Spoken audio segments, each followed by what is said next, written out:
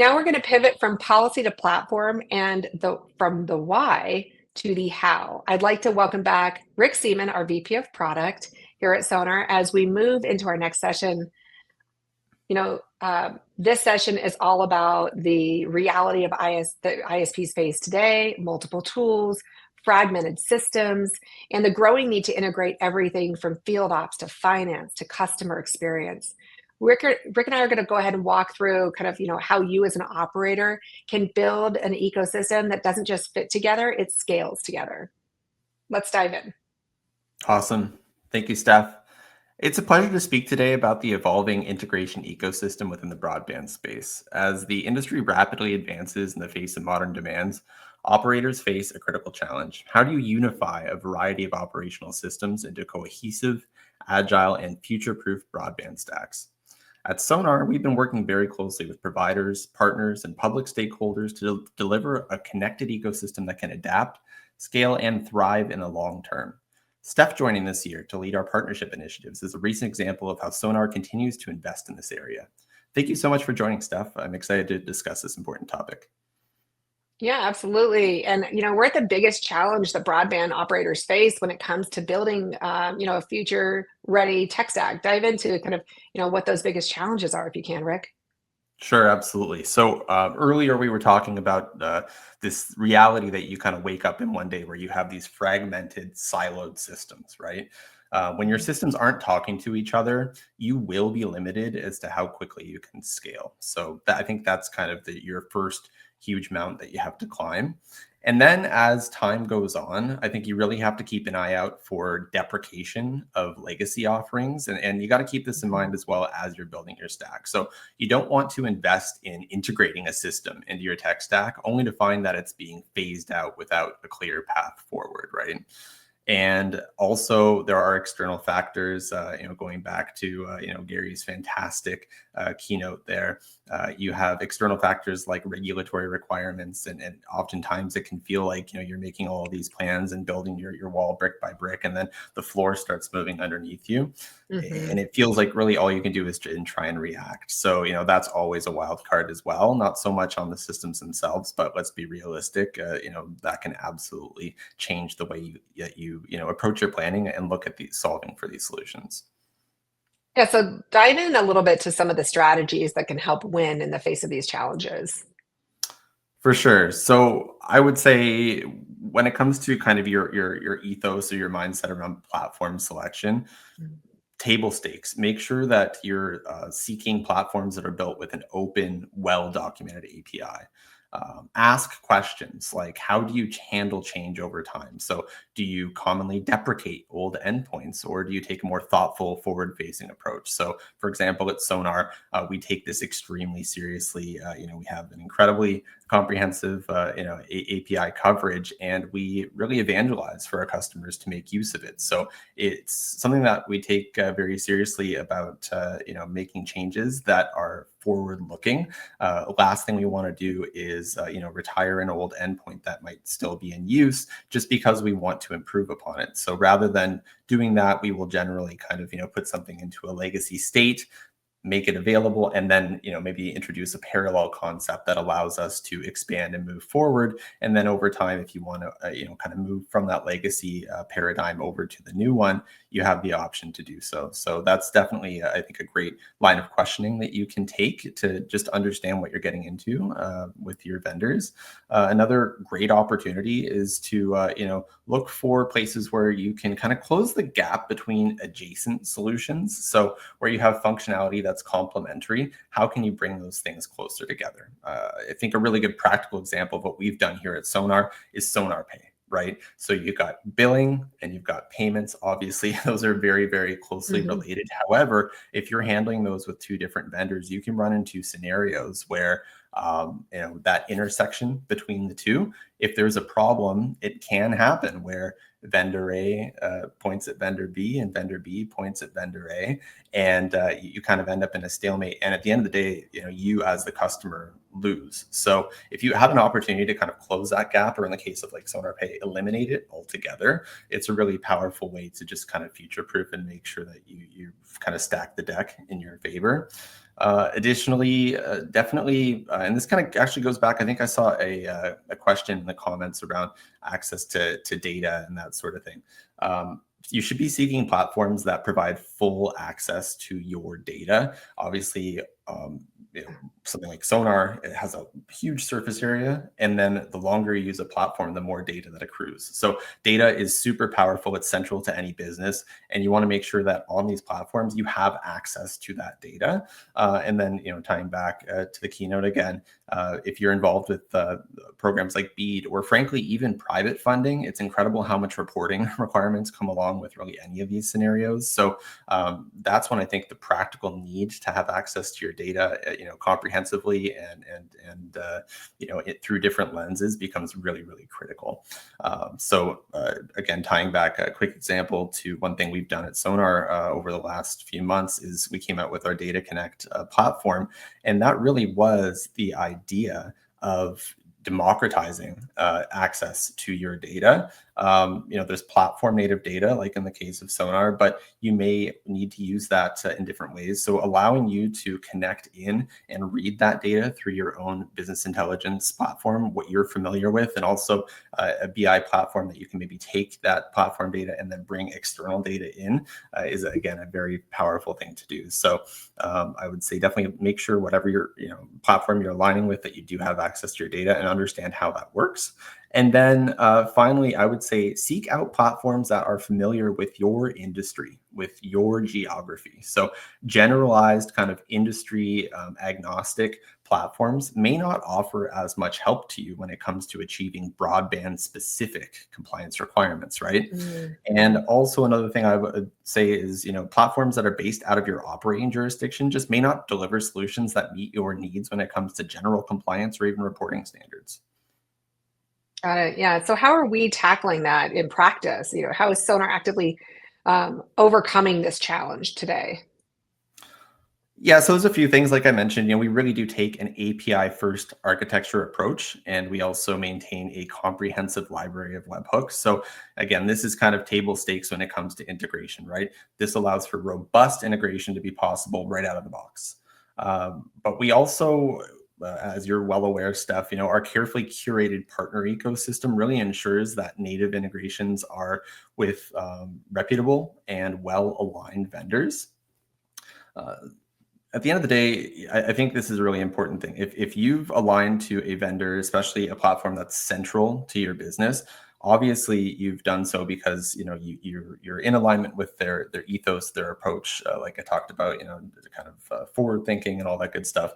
You want to make sure that you're taking that same sort of scrutiny with the other partners. We kind of said we can help with that, and we've taken some of that burden off of our customers, I would say, because when we bring official partners into our program, we really are scrutinous about making sure that that alignment is there. And I think that is something that you can take inspiration from, and as you're adding onto the stack, even things that maybe aren't natively integrated, you do want to think about that. But we're definitely doing our part on that as well. And finally, I would say no matter where things go, data will always be at the center. So we continue to prioritize data normalization as much as we can, and really focus on strategic interoperability. So this makes integration more natural and accessible even before code's written.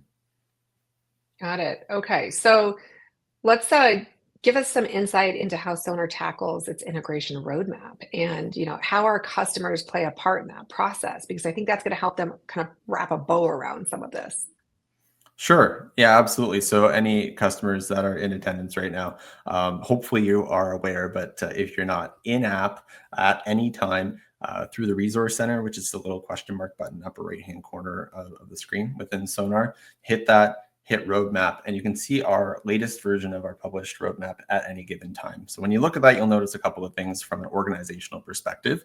We do not have it aligned to quarters. The reason we've done that is, and again, kind of going back through, putting my operator hat on from my days before Sonar, I really do understand, and I take it's a very sort of heavy responsibility to me to make sure that you can look at our roadmap and plan against it. And I think what is a double-edged sword is when software companies put out roadmaps that are really strictly time-based. There's inevitably going to be changes. And what sucks is when you've planned against something and said, okay, this is coming Q3, and you're going to make investments and preparations in order to be ready for that thing. And then that thing doesn't come. And, I've been on the receiving end of that, and it doesn't feel good and it isn't helpful. So what we've done in place of the quarters kind of approach to roadmaps is we have 3 sections. We have now, we have next, and we have on the radar. And I guess the first 2 are fairly straightforward, but just for sake of completeness, now is what we're working on right now. Next is what we anticipate we're going to work on after we finish the things that are currently in the now column. And then the on the radar is a little bit different. It is a more open sky view. It's kind of Sonar's point of view on where is the industry going? Where is our product likely to go? What do we see as being priorities for our customers today, tomorrow, the next day? And this is really where, this is I guess I'm getting to the answer to your question, Steph, which is, Yeah. How can our customers play a part in this process? We need the feedback on the radar. Did we get it right? Did we get it wrong? What resonates with you when you look at the, plethora of options on the radar? And I think we've made this pretty easy. So again, if you're viewing this roadmap in-app, scroll just to the bottom of the roadmap, there's a button where you can launch an in-app survey. And this allows you to basically stack rank your choices. Tell us what you want to see first, because this is one of the main data points that we use to decide what we pull out of on the radar and into next and into now. So that's a really powerful way to engage with us and give us your feedback really, really quickly. Additional to that, we oftentimes will do kind of outreach with our user base. So one of the things we did recently towards the end of last year, I sent out a very detailed integrations survey. And this was had a whole bunch of vendors listed that were kind of in our scope on our sites, as well as giving the option to kind of fill in the blank for anything that we maybe didn't know about yet. And we were begging the question, who are you using today? Who are you planning to use in the next 12 months? And that source of data as well was a very powerful way for us to inform what integrations we are going to be pulling forward. Yeah, great. I mean, I think that that's such a great idea because, if we're hearing from our customers and we're stack ranking based on the customer needs, how are we not meeting and achieving or even exceeding those needs over time? Um, can you share some kind of emerging themes and things that our customers can look out for next from Sonar? And that they might be influenced from the stack ranking that we just talked about? Sure. So above all else, I think there is absolutely a need for us to deliver more integrations, more more faster, and we really take that responsibility very seriously. So I'm happy to share that Sonar has invested in our own tech stack this year, as well as our own team expertise in order to rise to this challenge and really kind of increase the throughput in terms of us bringing new integrations to the market. An example of this, I've opened up a technical product manager role on my team that's going to be instrumental with following through and delivering on this. Another thing, obviously, a term that you can't open your window, can't turn on the radio, can't leave your house without hearing the 2 letters AI. That is definitely something that is at the forefront of our roadmap and our investments that we're planning on making. I guess I can speak a little bit to kind of our Sonar's philosophy and ethos on AI. Anyone who's using technology platforms these days, it's obviously a huge talking point. I think value is very important. AI is incredibly powerful, but I am of the belief that it should be used to solve problems that are solved best by AI. We didn't want to make it a cheap marketing tool. We could have taken that path of least resistance of, putting a GPT wrapper into, Sonar and doing some generative text creation. And we could have got Sonar.ai and put the little sparkle on our George logo. And I'm sure, that would have been, great for marketing. But does that drive value to our users? Does that solve everyday problems? And the answer is no. We had bigger fish to fry. We had more pressing things to invest in and push in through the roadmap.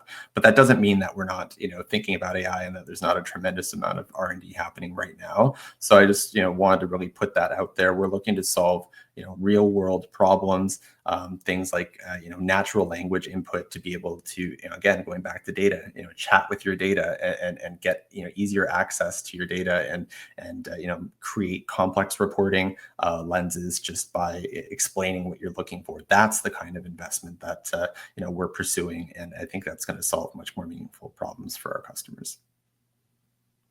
Yeah, and I really appreciate that. Let's play a little devil's advocate right now, where we have some providers who are listening who are saying, "Oh my gosh, I'm already overwhelmed. I've got a lot of tools on my plate." Um, you know, what's your advice for them to prioritize? Yeah, so understandable for sure. It's daunting because the tech stack often feels like it's ever growing. I would say that fundamentally, if you are focusing on your core, you're going to have a solid foundation, right?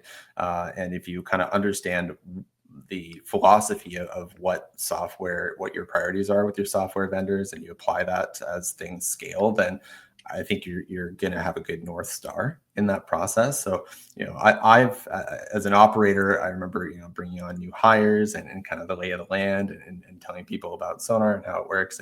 I always would frame it as the center of the gobstopper. That was the heartbeat of our Mhm. business, and that is the core of your tech stack. So that's kind of what I mean with that.